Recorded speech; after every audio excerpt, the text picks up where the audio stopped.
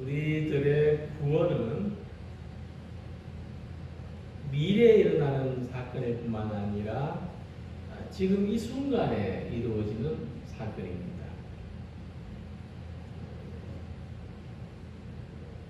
구원이 지금 이 순간에 이루어지는 사건이라는 것을 구원의 현재성이라고 합니다. 그러니까 만약 당신이 구원받았습니까? 하고 물을 때 그 대답은 예, 과거에 내가 구원받은 것 같습니다가 아니고 예, 미래에 나는 구원 받을 것 같습니다도 아니고 지금 나는 구원받았습니다는 이 확실성에서 대답해야 된다는 겁니다. 그래서 구원은 지나간 과거 속에만 머물러 있거나 앞으로 다가올 미래에나 이루어지는 사건이 아니라 지금이라야 지금 이 시간 속에서 올바르게 경험될 수 있습니다. 근데 사람들은 시간이 약이다 이런 말을 합니다. 이 말은 뭐냐면은 지금 구원에 대한 기대를 미래에 두고 사는 겁니다. 시간이 약이다. 그러니까 앞으로 좀 미래가 되면 좋아질 거다. 그때 구원될 거다. 근데 시간이 약이 되지 않고 시간이 해결해 주지 않고 시간이 지날수록 더 고통스럽게 되는 경험도 있습니다. 시간이 약이 아니고 시간이 독이 되기도 한다는 거죠. 예수님 만나는 환자들 보면은 어떤 사람들은 12회를 알았고 어떤 사람은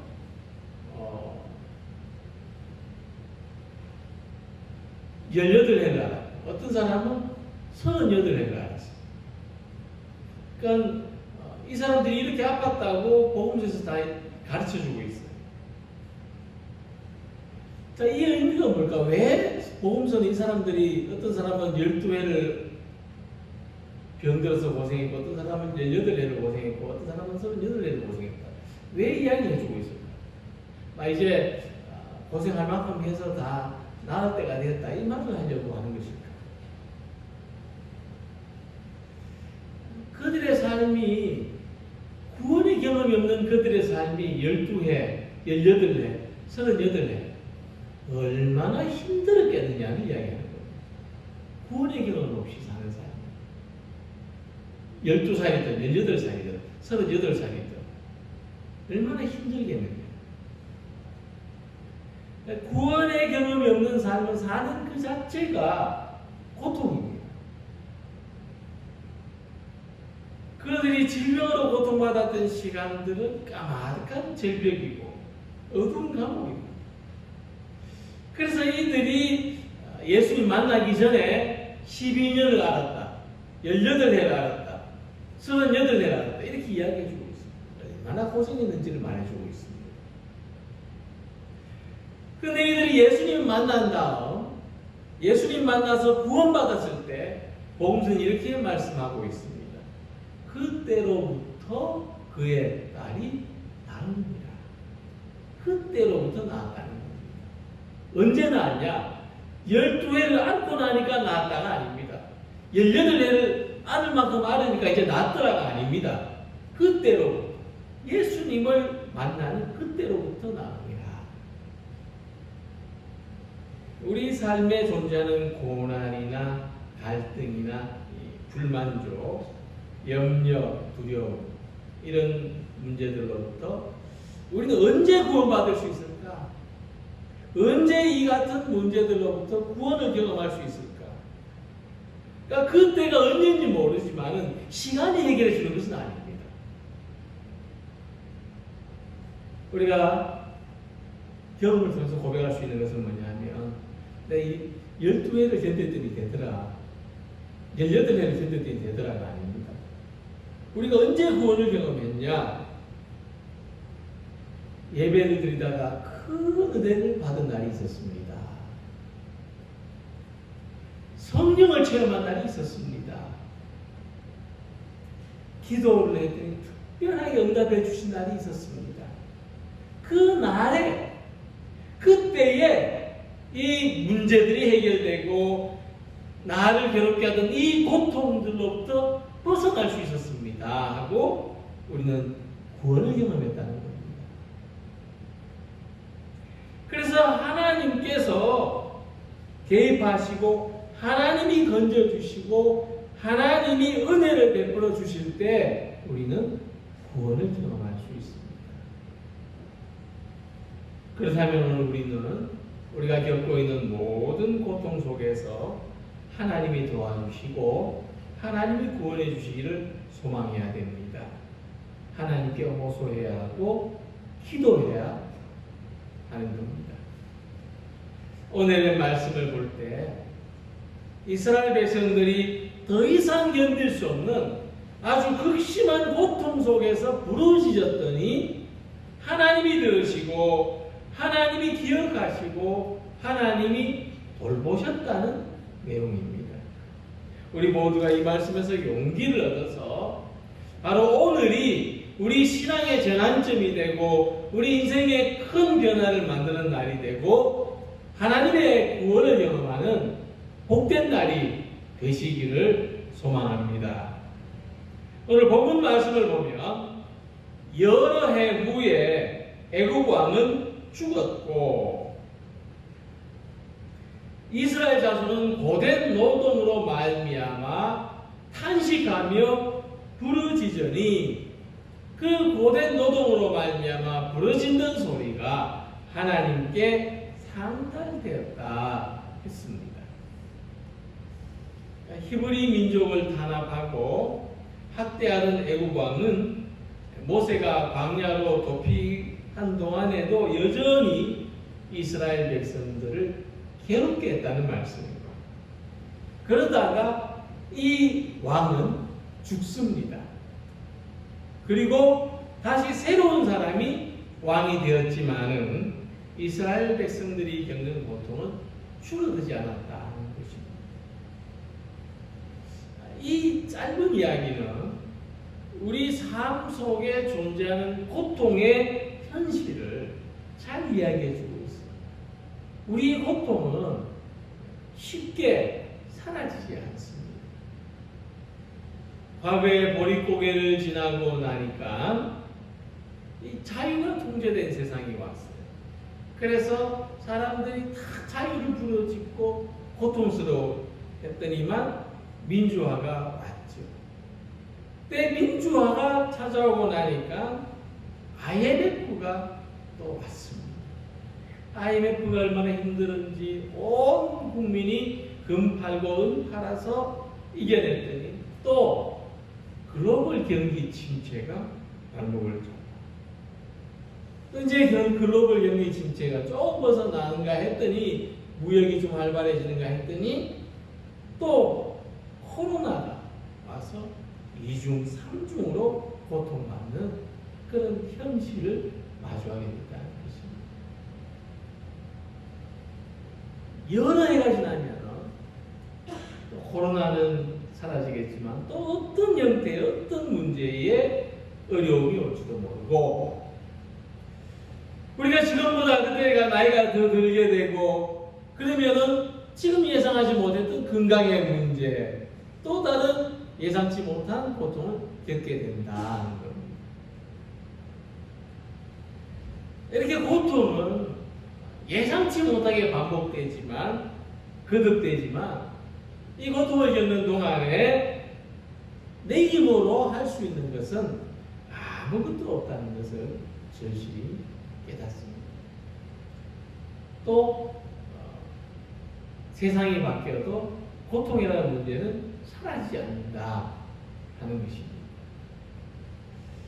이때 이스라엘 백성들은 고통 속에서 고된 노동으로 말미암아 탄식하고 부르짖었다고 말씀합니다. 자, 이 부르짖었다는 이 말씀은 물에 빠진 사람이 지푸라기라도 잡는 심정이 되는 것을 말합니다. 이 도와달라는 외침이 기도가 되고 이 지푸라기라도 잡는 심정으로 부르짖는 것이 하나님께 상달됐을 때 결정적인 순간이 왔습니다.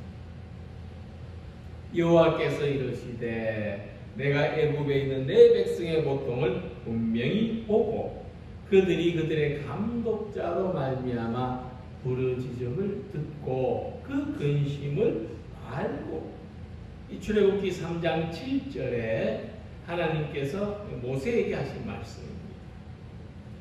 자, 하나님은 그때 이스라엘 백성들의 부르짖음을 듣고 보고 아셨다는 말씀이죠.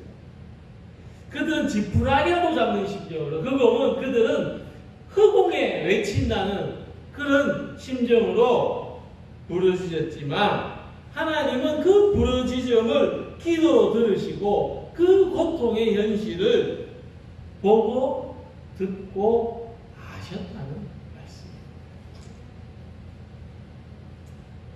우리 삶의 변화가 이루어지는 것은, 우리 삶의 구원을 경험하게 되는 것은 시간이 지나서 되는 게 아닙니다. 바로 우리의 기도를 하나님이 들으시기 때문입니다. 하나님이 개입하시기 때문입니다. 애굽 사람을 쳐서 죽이는 이 모세의 겸손한 행동이 구원의 때를 후퇴시켰다고 한다면 최소한 40년 후퇴된 거 아닙니까? 고통 속에서 부르짖는 기도는 구원의 시작이 됐다는 겁니다. 비록 그들의 부르짖는 기도로 말미암아 즉각적인 변화가 일어나진 않았습니다. 그러나 하나님이 내가 너의 기도를 들었다, 내가 너희들의 고통을 안다고 대답해 주시진 않았습니다만은 하나님은 그 기도를 들으시고 어려움 속에 있는 우리들에게 다가오시고 그들을 구원하기 위하여 내려오셨습니다. 그러니까 기도는 나의 고통을 하나님께 알려드리는 것이고 하나님께서 개입해 주시기를 부탁하는 것이고 하나님께 맡기는 것입니다. 우리를 고통에서 구원하는 능력이 어디 있느냐? 이 시간이 지나가기만을, 시간만 지나가면 된다는 그런 기다림이 아니라 오직 하나님께 부르짖는 기도라고 하는 것입니다. 고통 속에서도 기도로 힘을 얻어야 하고 기도로 견뎌내야 하고 기도로 이겨내는 성도들이 되시기를 바랍니다. 우리의 기도를 하나님이 들으시고 지푸라기라도 잡는 심정을 하나님께서 보고 아신다 하는 것을 기억하시기 바랍니다. 이스라엘 백성들이 고통 속에서 부르짖을 때 하나님은 그들의 기도를 들으셨을 뿐만 아니라 그들과의 약속을 기억하셨다고 했습니다. 하나님이 그들의 고통 소리를 들으시고 하나님이 아브라함과 이삭과 야곱에게 세운 그의 언약을 기억하사. 자, 이 말씀은 하나님께서 뭔가 중요한 것을 잊어버리고 계시다가 이스라엘 백성들이 부르짖는 소리를 들으시고 아차, 이렇게 기억하셨다는 의미가 아니라는 겁니다. 하나님이 기억하셨다는 것은 하나님이 잊어버리고 계시다가 이스라엘 백성들이 막 기도하니까 아이고 내가 잊어버리고 있었네, 그런 뜻이 아니라는 겁니다. 이 말씀은 우리들이 이해하기 쉬운 관점에서 기록됐다는 겁니다. 우리들이 이해하라. 그러니까 하나님은 우리에 대한 구원의 약속을 언제나 기억하고 계시는데 우리들은 평안할 때는 그 약속을 잊어버리고 삽니다. 약속이라는 것은 서로 기억하는 거 아닙니까? 하나님은 기억하고 계신데 우리 잊어버리고 살아요. 근데 고통 속에서 그때 기억이 나가지고 하나님 왜 우리를 버려두십니까 하고 기도하면 하나님은 나 안 잊어버렸다, 나 기억하고 있어, 그 사실을 우리가 깨닫게 된다고 하는 것입니다. 그러니까 하나님은 본질상 잊어버릴 수 없는 분입니다. 하나님 본질상 잊어버리고 싶어도 잊어버리실 수 없는 분. 그러나 하나님이 딱 한 가지에 대해서는 잊어버리겠다고 말씀하셨습니다. 그것은 우리의 죄와 허물에 관한 기억입니다. 나는 나를 위하여 내 허물을 도만하는 자니 내 죄를 기억하지 아니하여. 그러니까 하나님은 딱 한 가지, 우리의 죄와 허물을 잊어버리겠다, 그렇게 말씀하셨습니다. 그래서 우리가 늘 하나님 앞에 새롭게 새로운 존재로 나아갈 수가 있습니다. 그래서 하나님은 잊어버리시지 않는 분이신데 무엇보다도 우리 각 사람의 인격을 잊어버리지 않으신다는 겁니다. 여인이 어찌 그 젖먹는 자식을 잊겠으며 자기 태에서 난 아들을 긍휼히 여기지 않겠느냐. 그들은 혹시 잊을지라도 나는 너를 잊지 아니할 것이라. 내가 너를 내 손바닥에 새겼다 말씀했습니다. 여인이 자식을 기억한다는 것은 이제 우리 중에는 뭐 둘 낳은 분, 셋 낳은 분, 옛날에 5가지 더 이상 낳은 분들이 계실 텐데 내가 셋 낳았다, 내가 둘 낳았다, 그걸 기억하는 게 아닙니다. 여인이 자식을 기억한다는 것은 자기가 낳은 자녀들의 인격을 기억한다는 거죠. 태동에서부터 탄생해서 자랄 때까지 그 모든 인격들, 그 댐댐이들을 기억한다는 거죠. 그런데 그들은 혹시 잊을지라도, 잊지 않습니다만 혹시 잊을지라도 나는 너를 잊지 않는다 말씀하셨습니다. 우리는 잘 잊어버리죠. 한번 굳게 결심하고 마음먹은 것도 잊어버립니다. 약속한 것도 잊어버립니다. 자기 직분도 잊어버립니다. 자기가 해야 될 일도 잊어버립니다. 자기 자신까지도 잊어버립니다. 자기 자신. 나답지 않게 삽니다. 근데 내가 잊어버린 나 자신을 하나님께서 기억하고 계십니다. 이스라엘 백성들은 노예 생활에 고된 삶으로 하나님을 잊어버리고 살았지만 하나님은 그들됨을 잊지 않고 계십니다.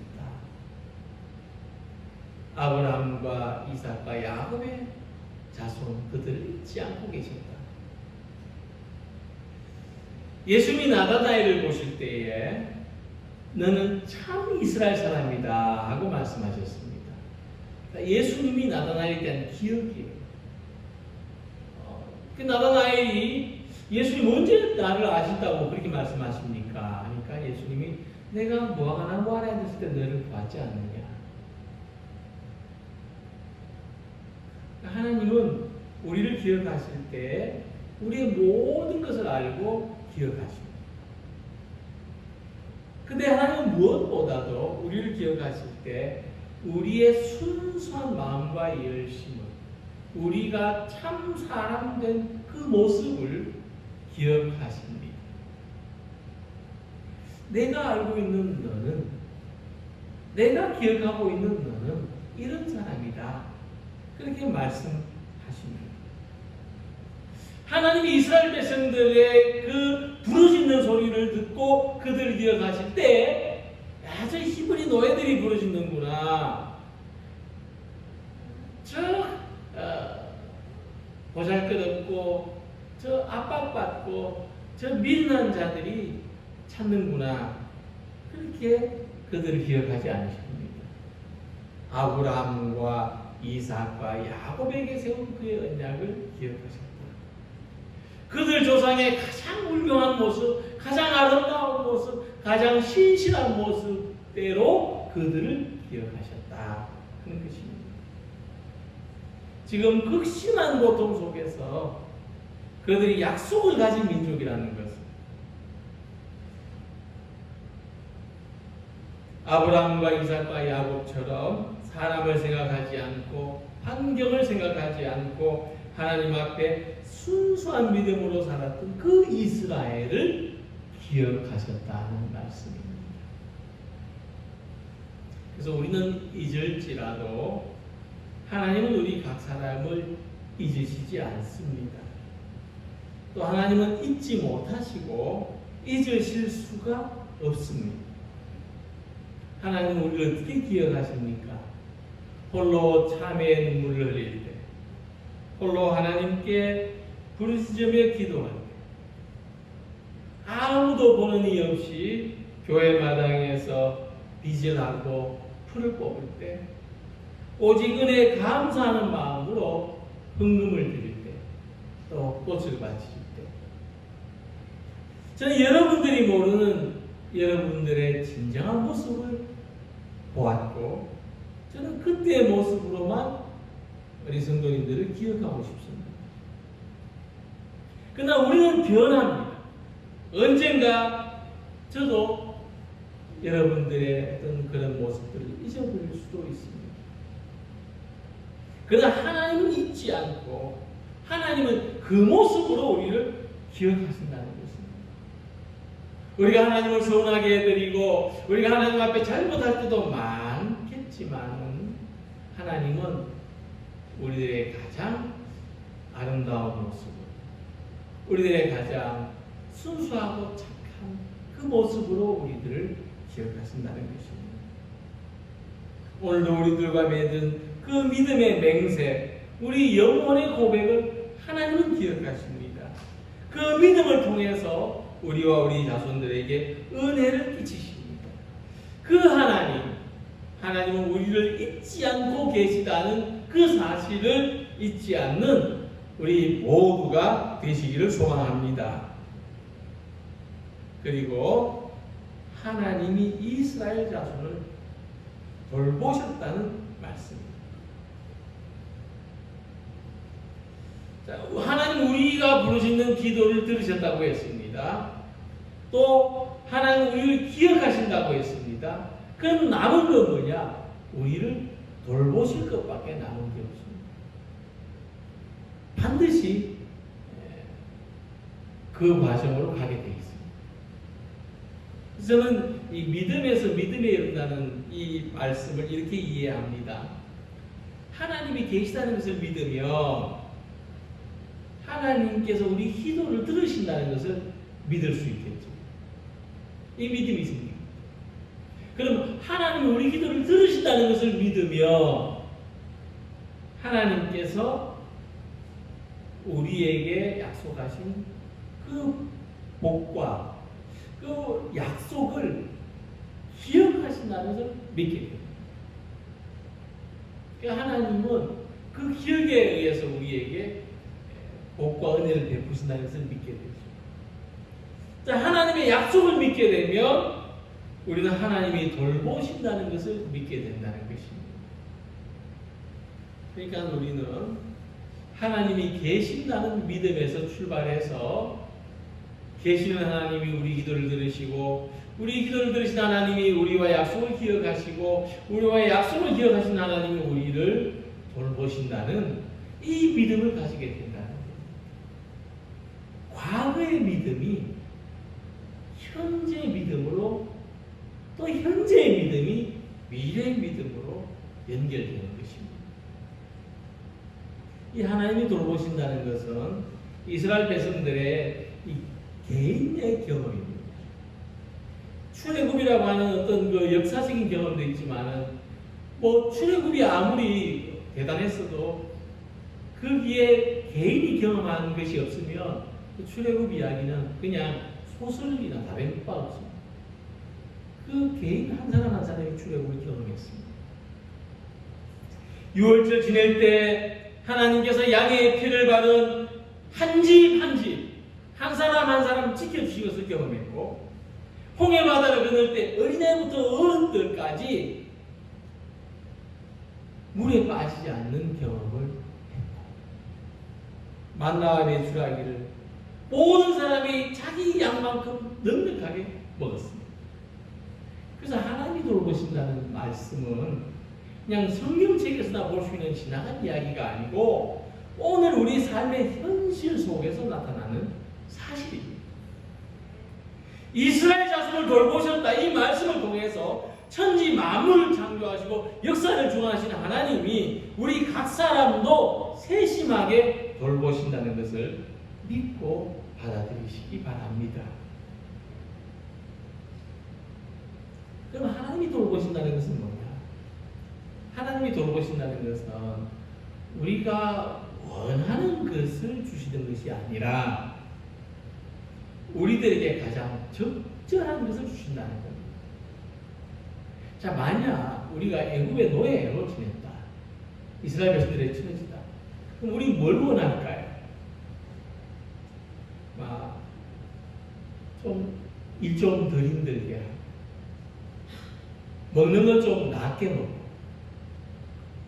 그리고 자유시간, 휴식시간 좀 더 길게 주고 아마 우리가 바라는 것은 그 정도 수준이 아닐까 싶습니다. 어쨌든 굶는 것보다는 노예로 사는 게 낫고 힘든 것보다는 노예로 사는 게 낫다는 거죠.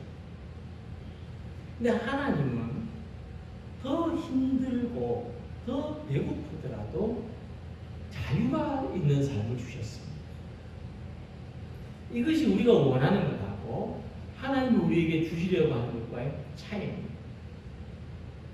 그래서 이스라엘 백성들은 배가 부른 것보다 자유가 가진 소중함을 이제 알았어요. 시간이 지나면 지날수록 그들은 내가 원하는 것보다 하나님이 주시려고 하는 게 더 귀한 거구나 하는 것을 알게 됐다는 거예요. 그래서 지금 그들은 이 초등학교의 수업 시간에 우리 조상은 과거 이집트에 노예로 살았습니다. 이렇게 배운다는 겁니다. 자, 그래서 내가 원하는 것이 주어지지 않았다 해서 하나님이 돌보시지 않는 것이 아닙니다. 그러니까 고통과 절망의 순간에도 가장 적절하게 보살피시는 그 하나님의 방법을 볼 수 있어야 하는 것입니다. 이 출애굽의 모든 과정을 보면 하나님이 이스라엘 자손을 돌보셨다는 것이 얼마나 섬세한지를 알 수가 있습니다. 하나님은 그들이 애굽에서 자유롭게 걸어 나올 수 있도록 제발 좀 가다오 이렇게 나올 수 있도록 인도해 주셨습니다. 홍해 바다를 마른 땅처럼 즐겨밟게 해주셨습니다. 낮에는 구름 기둥으로 그늘 속에서 행진하도록 해주셨고 밤에는 불 기둥으로 밝음과 따스함 속에 쉴 수 있게 해주셨습니다. 하나님은 여러분들의 삶을 하나님은 우리들의 삶을 작은 것까지 세심하게 돌보십니다. 그물 가득 물고기 잡을 때에는 그물이 찢어지지 않도록 해주시고 병을 고쳐주실 때는 마음도 같이 고쳐주시고 화해하게 하실 때는 서로의 얼굴을 바라볼 때 하나님 얼굴을 본 것처럼 해주시고 영혼이 잘된 같이 범사가 잘 되고 강건하게 해주십니다. 하나님의 돌보심을 믿는 믿음 안에서 내일의 염려와 내일의 걱정을 내일에 맡겨버리고 오늘을 은혜와 평안함으로 살아갈 수가 있습니다. 얼마 전에 제 친구가 자기 어머니한테 이렇게 여쭈어봤다고 합니다. 어머니, 인생을 살면서 그래도 가장 남기고 싶은 한마디, 그 한마디에 어떤 가르침이나 교훈이 있다면 뭐가 있겠습니까? 어머니는 무엇을 이야기하고 싶으십니까? 그랬더니 어머니가 잠시 후에 이렇게 말씀하시더랍니다. 너무 아등바등거리며 살지 마라. 근데 친구가 놀랐대요. 그 말씀을. 우리 어머니가 이런 말씀을 하실 분이 아닌데 놀랐대요. 왜냐하면 이 어머니가 이제 그 장로님의 부족한 것까지 맡아서 경제 활동을 하셨던 권사님이셨는데 기도할 때도 그냥 죽기 살기로 기도하셨대요. 어머니는 그냥 믿으면 된다 이러고 막 밀고 나가는 그런 분이셨대요.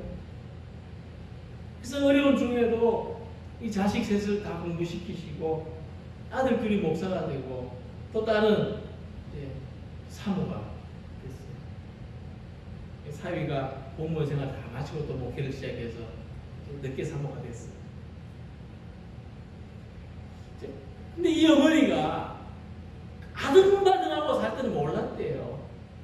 그때는 몰랐는데 살아보니까 내 힘으로 너무 애쓰며 살 필요 없더라. 지나고 보니 때가 되었을 때 하나님이 다 알아서 해주셨더라. 그 고백으로, 그 믿음의 고백으로 들리더라는 거예요. 사랑하는 여러분, 내 삶이 괴롭고 힘들면 내 힘으로 이겨보려고 실험하기보다 하나님께 부르짖고 하나님께 맡기시기를 바랍니다. 하나님이 우리의 신음소리, 우리의 기도소리 들으십니다. 하나님 우리를 잊지 않고 우리를 기억하고 계신다는 것은 우리도 알게 해주십니다. 더 이상 힘이 없고 포기될 때 하나님이 일하십니다. 돌봐주십니다. 이 믿음으로 오늘의 구원을 경험하고 살아가는 우리 모두가 되시기를 바랍니다. 우리의 삶도, 우리의 신앙생활도 하나님이 구원해 주시는 것을 믿고 맡기고 의지하기를 소망합니다. 성경 한 구절 읽고 말씀을 마치겠습니다. 오호라 나는 곤고한 사람이로다. 이 사망의 몸에서 누가 나를 건져내리라. 우리 주 예수 그리스도로 말미암아 하나님께 감사하리로다. 아멘. 기도드리겠습니다.